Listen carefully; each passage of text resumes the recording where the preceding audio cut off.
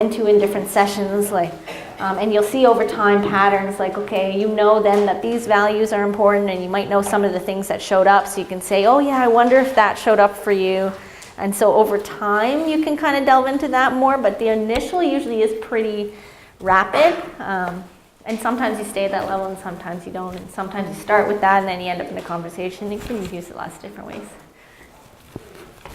I was actually going to ask what your experience was like, but I'm also noticing the time. Was there anything new that came out? I would say much like Robin, like it was definitely very different doing it here in front of everybody. It didn't feel like when that moment happened with Amy and I was feeling it, I could have told you then, but then I was like, I'm in professional role doing a role play, and I couldn't contact that, and that probably contributed to your feeling stuck, was that like I actually had difficulty contacting that stuff in the role play. But when it happened naturally, it's there, and you can't force it, right? And that, that's the same for all of us. So, yeah. Do you think that pain can ever go in the other quadrant? Maybe I'm just struggling with the inside portion, but I can see certain thoughts that would be away thoughts, certain thoughts that could be toward thoughts, but I'm not sure about pain, whether sometimes that could actually move you toward a value. I'm just wondering what your thoughts were on that. Oh, like having pain could be something that moves you towards a value. Depending on what your reaction to the pain was. Like someone who, like, hard work or sacrifice is a value, you mean? Like where that might be? Mm-hmm. If you hit on pain, if you dig deep, you'll find what matters to someone. Mm-hmm. So once you've hit on something that makes them cry or makes them upset, then you know you've hit on something that matters to them, and then it's just sort of getting the words around, kind of digging around what is it about that pain that actually shows you what your value is. Yeah, so in that instance, like, pain is there in that these things are difficult, but when you touch on the pain that's associated with those values, then you tend to put it there because it's what shows up. And then, if you are working on acceptance and then pain shows up, but it's tied to your values and it's actually not getting in the way, before people start to have acceptance around it, they're working really hard on these away moves, but hopefully in the course of our treatment, they're not doing as many away moves. Then they do something called taking it with you, and I'll draw an arrow just like that. So it'd be like, okay, well, you were trying to have this conversation with the person you loved, and it was actually really difficult, and pain showed up. What did you do with that pain? Did you go drink? Because that's what you used to do. And then you say, what did you notice, and what did you choose? Oh, I chose to keep talking, even though it was a really hard conversation, but, I need to get closer to this person, so we kept talking. So that's taking it with you, which is an acceptance move. So that's an action towards, even though it's pain. So it kind of does, and it doesn't. It's like we put it in that quadrant. I mean, if somebody puts it in, we're not going to, like I said, we shape the behavior. We can let them put it wherever they want. If they put it there, we'd be like, interesting, why is it there? Because it's pain, but it's bringing me closer. Okay, right? So if they put it there, fine. But most of the time, it would go in this category, just because it's what shows up that gets in the way. And often when we encounter that, the pain or the struggle is where we make those choices that to get away from that pain rather than to keep with it. And if they do happen to have a lot of acceptance for it and actually make towards moves, then we just indicate that by a line. So if something they did up there or there caused pain, I would still probably put it there.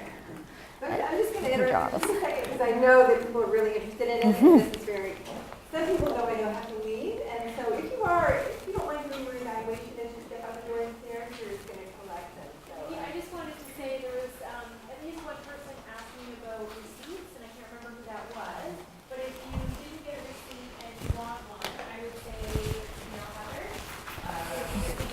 you don't need, it can go at.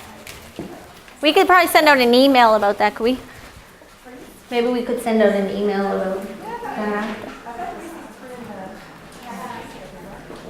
See ya. Okay, so I'm happy to stay and take any other questions. I do have that Self as Context chessboard video. If anybody wants to stay and watch that, please do. If you have to go, absolutely feel free to go. There was one teeny tiny exercise I was going to do last that I forgot about, so if anyone wants to stay and do that, please feel free, but also please feel free to go if you want to go.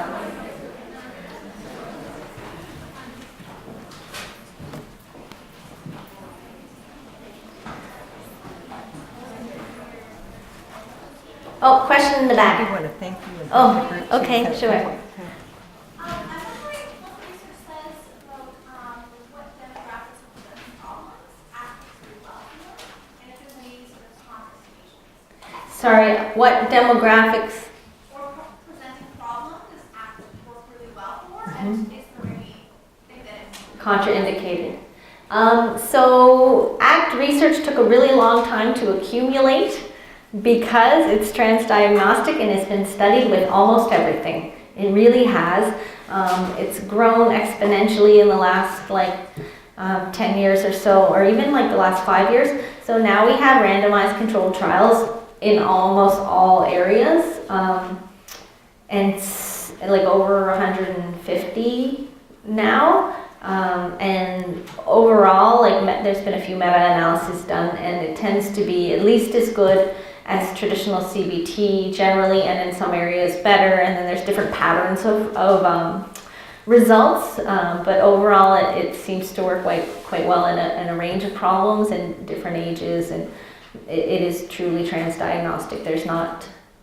I can't think of any area in which we're oh, it really didn't work well there, but it worked well there. And in terms of contraindications, I can't think of any per se. I do find just myself clinically, and like I was saying with what Matt Millett says, is that for some people, certain things like borderline personality disorder, and you know that they're really stuck and they might need a more directive approach before they can use a more open-ended approach.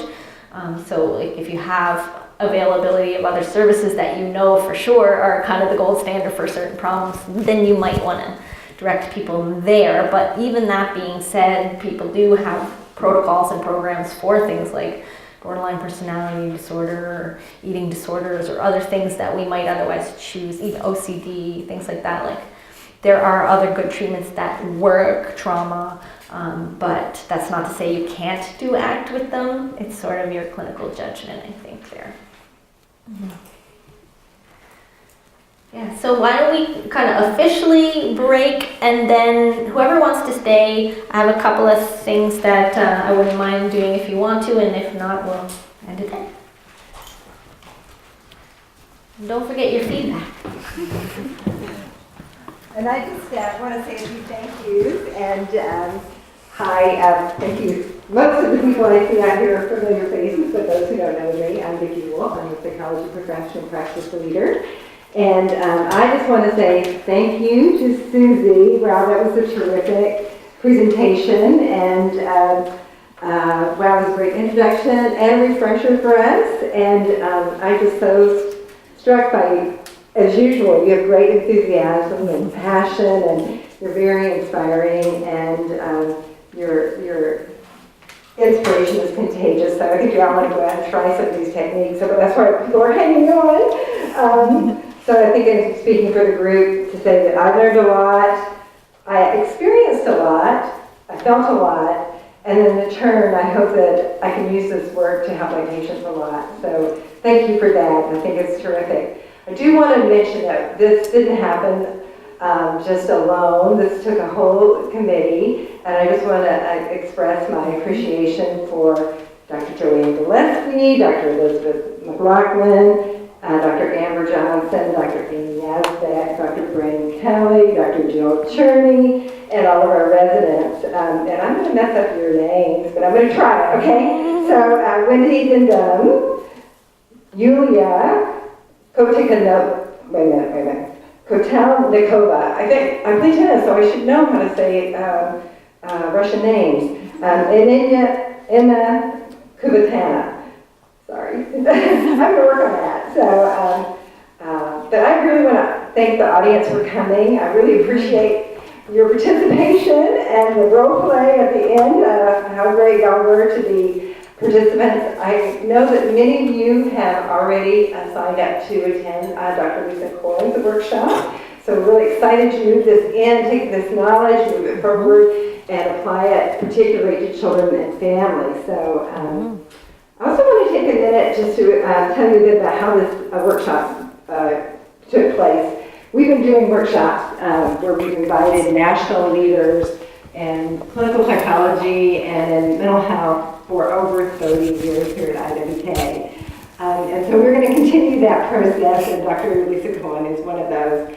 But over the years, we have such expertise, I feel, at IWK that it's so important that we share it with other folks. And so we have great opportunities for learning and great opportunities to learn from our teams and with our teams and with our patients. And so this is a great opportunity for you to be able to, Susie, be our inaugural, and for the group who assisted her, person who's given a workshop from our own ranks.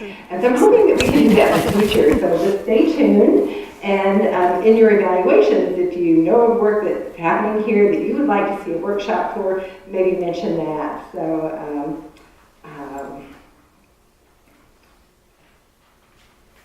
anyway, that was what I wanted to say. And I have a long thing here, but I'm kind of speaking off of the script. So I hope you enjoyed today, and I hope to see you for Dr. Lisa Coyne's presentation, and I hope you have a wonderful weekend. Have fun on Saturday. It might rain on Sunday. Montreal. Oh, I did mention Montreal, didn't I? Yeah, I was thinking I didn't. Oh, and we have a nice little gift for people Ooh, thank you. whoever has been our shopping girl. Do we have to go on stage for this or not? You can if you like. Thank you so much. Thank you. Thank you, everybody, for coming. Thanks. That's great. So, do people want to see the video? Everybody want to see that? If you're waiting for the video? Okay.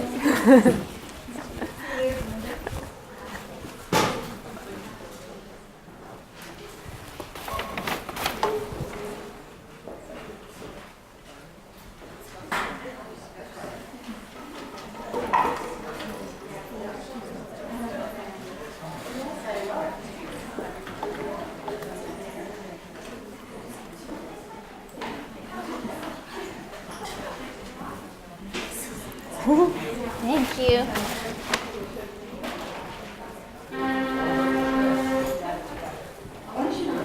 I'll put that on. If anybody wants to come ask me questions, I'll just be up here somewhere.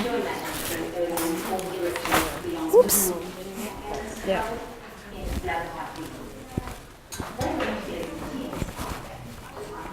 Can you hear that? It's kind of quiet.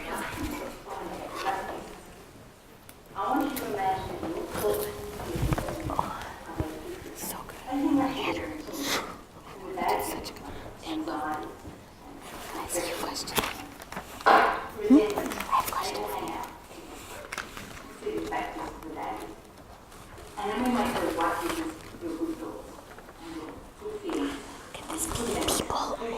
Yes. Who or what? Who or what? I should have said that. It's just it's easier sometimes if there's not like to start with people because it's specific. But yeah, who or what? So you're starting from that.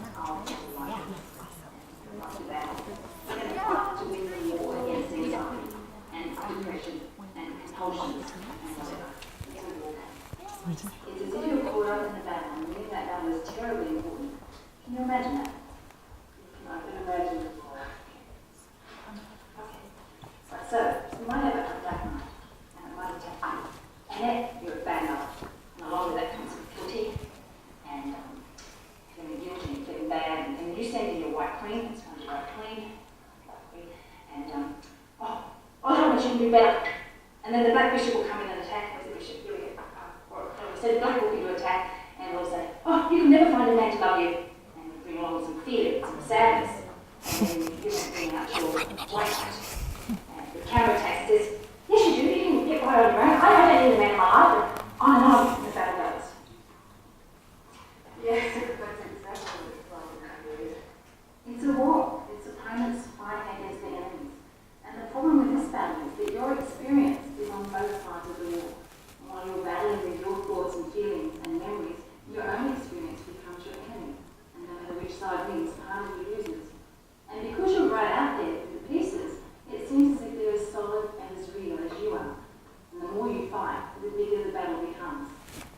more and more of your life is spent fighting this war against pieces of yourself.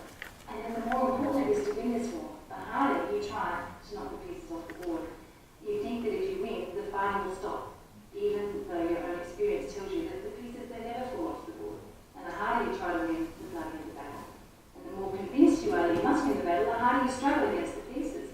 And the more hopeless the prospect of winning the battle feels, and the more distant and disconnected you feel from life outside the war zone.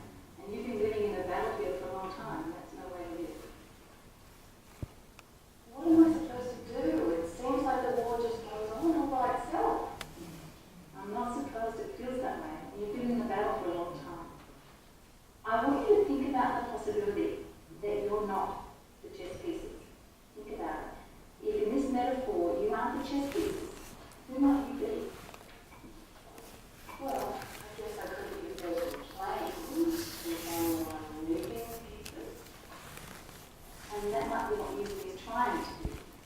Does the person chess stand Strokes.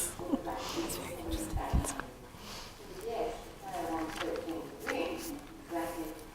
And who would you be playing against? Some other player? And then we're right back to the pieces battling it out. So, who are you if you're not the player and you're not the pieces? What's next? The chessboard. Bingo. So, on the board, and my thoughts and feelings of the pieces. But what about my thoughts about who I am? More pieces to be added to the board. But when I feel things, it's real, it's overwhelming. It's real. Yeah, it's definitely an experience. And that's what you just had. Everything's accurate. That you say when I feel things, it's real, it's overwhelming. That's another piece too. It's another experience. So everything that I say will become another piece. Yeah. Every experience you have, whether it be a feeling or a thought or a sensation, is another piece on the board. And as the board, you notice that you're in touch with the pieces. You're in contact with them. Yet the pieces are not the board. Well, I think I'd just like to take the board over. Yeah. And that thought too. Well, here's another piece of the board. See how this works? I know, but I don't want that. And I can understand why. But again, check your experience and see. Have you ever been able to keep the pieces that you didn't want off the board? Have those bad memories and feelings ever totally disappeared? So, even the thought that I don't want those bad pieces goes on the board. Remember though, the board is not the pieces. As the board, your relationship with the battle has changed. From the board's point of view, the battle isn't very important. The chessboard isn't invested in whether the black team wins or the white team wins. The battle can go on and the battle can stop. The pieces can be black or white or red or blue, and it doesn't matter to the board. As the board, you can hold those black and white thoughts and feelings and notice when they're happening and when they're not happening. And as the board,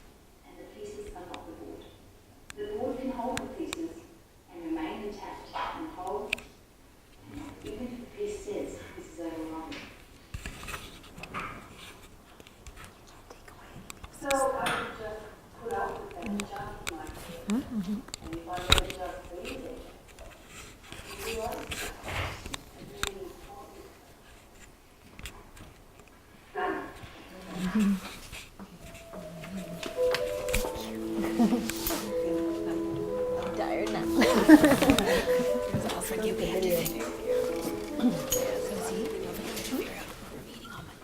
Oh, yeah. Yeah. I figured I forgot to ask him when he knows. I'll turn this off. Marcy, do you know where we're meeting on Monday for the... I'm going to turn that off 1 second.